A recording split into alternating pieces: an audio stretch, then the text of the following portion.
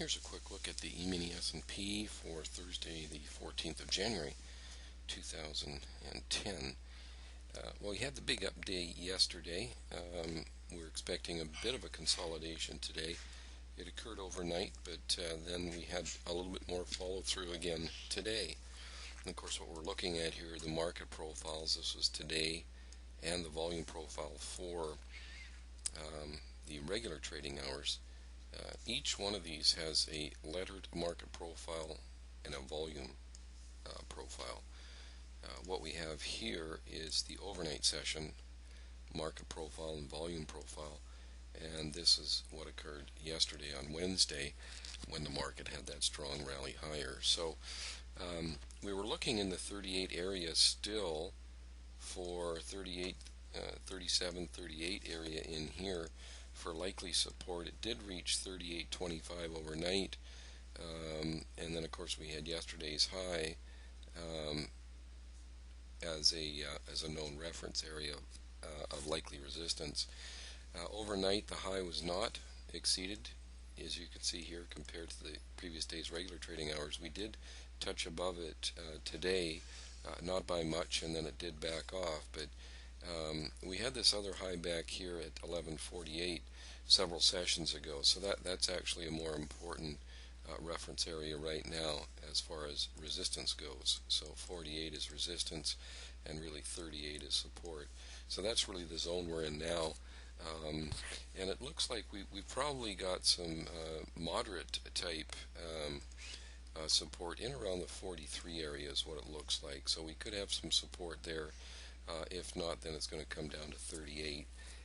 We still have the preference on the long side, so this would be an area of support here and then another one down here. So we'll just monitor the trade overnight and early in the morning to see if those areas do hold a support, because if they do, then that's where we want to try and find one of our setups and triggers to get long.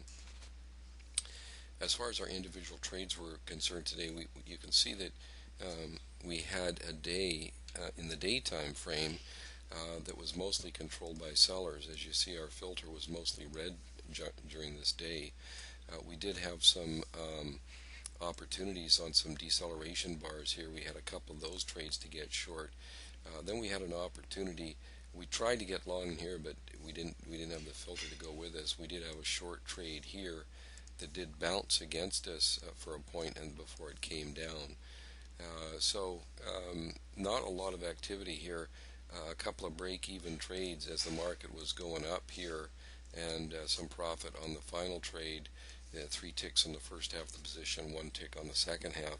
So a pretty quiet day. And this is what can happen sometimes for two reasons. You're in an up intraday auction, and you have a day mostly controlled by sellers, or at least somewhat controlled by sellers, certainly over more than 50% of the day's duration.